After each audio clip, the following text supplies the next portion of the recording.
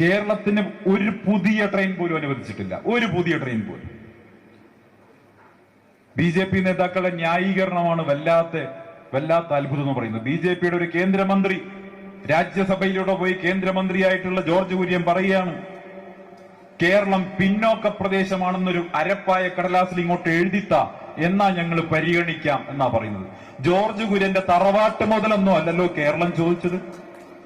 BJPക്കാരന്റെ തറവാട്ട് മുതലല്ലോ കേരളം ചോദിച്ചത്. കേരളം കൊടുക്കുന്ന നികുതി പണത്തിൽ നിന്ന് അർഹമായ തുകയ്ക്ക് വേണ്ടിയിട്ടല്ലേ കേരളം ചോദിച്ചത്. കേന്ദ്ര ബജറ്റ് പ്രഖ്യാപിച്ചു. പതിപോലെ കേരളത്തിനൊന്നും കിട്ടിയില്ല എന്ന് മാത്രമല്ല, കേരളത്തിൻ്റെ പേര് പരാമർശിക്കുക പോലും ചെയ്തില്ല. കേരളത്തിൽ നിന്നും BJPയുടേതായി 2 MP-മാരാണ് നിലവിലുള്ളത്, സുരേഷ് ഗോപിയും ജോർജ് കുര്യനും. ഇവർ രണ്ടുപേരും കേന്ദ്ര മന്ത്രിമാരും കൂടിയാണ്. അവരെങ്കിലും ഇടപെട്ട് കേരളത്തിന് വേണ്ടി സംസാരിച്ച് എന്തെങ്കിലും വാങ്ങിത്തരുന്നതിന് പകരം കേരളത്തെ മോശമാക്കുന്ന പ്രസ്താവനയാണ് നടത്തിയിരിക്കുന്നത്. കേരളം ഒരു പിന്നോക്ക പ്രദേശമാണ് എന്നെഴുതി തന്നാൽ കേരളത്തിൻ്റെ കാര്യം പരിഗണിക്കാമെന്നാണ് കേന്ദ്രമന്ത്രി കൂടിയായ ജോർജ് കുര്യൻ പറഞ്ഞിരിക്കുന്നത്. കേന്ദ്ര ബജറ്റിനെ പറ്റിയും ജോർജ് കുര്യൻ്റെ പ്രസ്താവനയെ പറ്റിയും സന്ദീപ് വാര്യർ പറയുന്നത് നമുക്ക് കേൾക്കാം. കേന്ദ്ര സർക്കാർ ഇപ്പൊ കഴിഞ്ഞ ദിവസം ബജറ്റ് അവതരിപ്പിച്ചു. ആ ബജറ്റിൽ കേരളം എന്നൊരു വാക്ക് പോലും ഇല്ല. കേരളം എന്നൊരു വാക്ക് പോലും കേന്ദ്ര ബജറ്റിലില്ല. അത് മാത്രമല്ല, കേരളത്തിന് ഒരു പുതിയ ട്രെയിൻ പോലും അനുവദിച്ചിട്ടില്ല. ഒരു പുതിയ ട്രെയിൻ പോലും.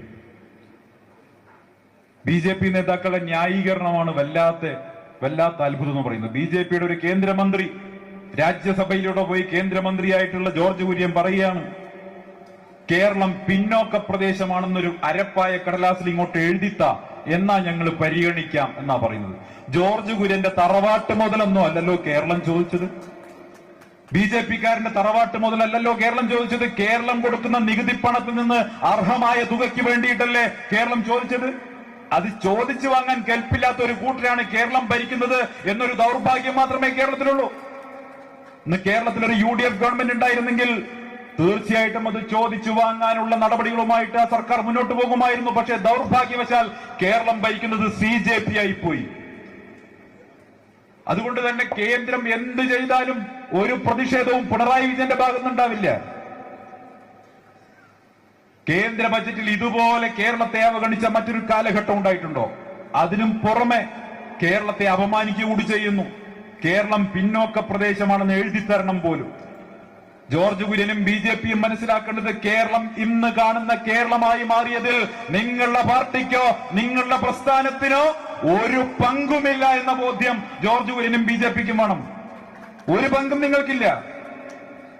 കേരളം ഇന്ന് കാണുന്ന കേരളമായിട്ടുണ്ടെങ്കിൽ, കേരളത്തിൽ ആധുനിക വിദ്യാഭ്യാസം ഉണ്ടായിട്ടുണ്ടെങ്കിൽ, കേരളത്തിലെ പൊതുസമൂഹം വികസിച്ചിട്ടുണ്ടെങ്കിൽ, ആരോഗ്യ മേഖല വികസിച്ചിട്ടുണ്ടെങ്കിൽ, പ്രിയപ്പെട്ടവരെ, അത് കേരളം ഭരിച്ച ഐക്യ ജനാധിപത്യ മുന്നണി സർക്കാരുകളും ലീഡർ K. കരുണാകരനും ഉമ്മൻചാണ്ടിയും അടക്കമുള്ള മുഖ്യമന്ത്രിമാരുടെ സംഭാവനകളുമായിരുന്നു.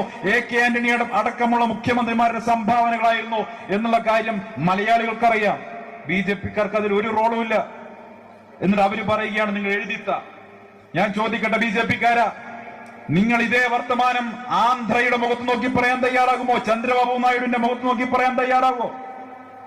ഇതേ വർത്തമാനം ബീഹാറിലെ നിതീഷ് കുമാറിന്റെ മുഖത്ത് നോക്കി പറയാൻ നിങ്ങൾക്ക് ധൈര്യം ഉണ്ടാവുമോ? ആന്ധ്രയോടും ബീഹാറിനോടും എന്തേ നിങ്ങൾക്കിത് പറയാൻ പറ്റാത്തത്? നിങ്ങൾ ചോദിക്കാതെ തന്നെ ഫണ്ടുകൾ വാരിക്കോരി കൊടുക്കുന്നുണ്ടല്ലോ, കോടികൾ വാരിക്കോരി കൊടുക്കുന്നുണ്ടല്ലോ. എന്തേ കേരളത്തോട് ഈ ചിറ്റമ്മ നയം? അപ്പൊ കേരളം BJPയോട് വിമുഖത കാണിക്കുന്നത് കൊണ്ട് ആകപ്പാടെ കേരളത്തിൽ BJPക്ക് ഒരു എൻട്രി കിട്ടിയത് പിണറായി വിജയന്റെ സഹായത്തോടുകൂടി പൂരം മുടക്കി തൃശൂരിൽ നിന്ന് മാത്രമായതുകൊണ്ട് പാരമ്പര്യമായിട്ടുള്ള മലയാളി വിരോധമാണ് ജോർജ് കുര്യന്റെ വായിൽ നിന്ന് പുറത്തു വന്നത്. തൃശൂരിൽ നിന്ന് ജയിച്ചിട്ടുള്ള MP, കേന്ദ്രമന്ത്രി പറഞ്ഞിട്ടുള്ള കാര്യം എന്താ? ഗോത്രവർഗ വിഭാഗങ്ങളുടെ കാര്യം നോക്കാൻ ഉന്നത കുലജാതർ തന്നെ മന്ത്രിയാവണം. കേരളത്തിലെ അല്ലെങ്കിൽ നമ്മുടെ രാജ്യത്തെ ഭരണഘടനയിൽ ഏതെങ്കിലും തരത്തിൽ മനുഷ്യരെ തമ്മിൽ വിവേചിക്കുന്ന ഇത്തരത്തിലുള്ള പ്രയോഗങ്ങളുണ്ടോ? ഉന്നത കുലജാതി എന്ന രീതിയിൽ നമ്മുടെ ഭരണഘടന തൊട്ട് സത്യപ്രതിജ്ഞ ചെയ്ത ഒരു മന്ത്രി സംസാരിക്കാൻ പാടുണ്ടോ? മനുഷ്യരെ ജാതിയുടെ പേരിൽ ഭിന്നിപ്പിക്കുന്ന അങ്ങേയറ്റം വിദ്വേഷപരമായ ഇത്തരം പ്രസ്താവനകൾ ഒരു കേന്ദ്രമന്ത്രിക്ക് ഭൂഷണമാണോ? എന്തേ BJP ഇക്കാര്യത്തിൽ നിലപാട് പറയാത്തത്? പ്രിയപ്പെട്ടവരെ, മനുഷ്യരെ ജാതിയുടെ പേരിൽ ഭിന്നിപ്പിക്കുന്ന വിദ്വേഷത്തിന്റെ വെറുപ്പിന്റെ രാഷ്ട്രീയമായിട്ടുള്ള BJP ആ വെറുപ്പിന്റെ ഭാഗമായി കേരളത്തെയും വെറുക്കുന്നു. കാരണം കേരളം മതനിരപേക്ഷതയുടെ മണ്ണാണ്, മതസാഹോദര്യത്തിന്റെ മണ്ണാണ്. അതുകൊണ്ട് തന്നെയാണ് BJP കേരളത്തെ വെറുക്കുന്നത്. കേരളത്തിന് 5ന്റെ നയാ പൈസ പോലും തരരുത് എന്ന വാശിയാണ് കേന്ദ്ര സർക്കാരിനുള്ളത്.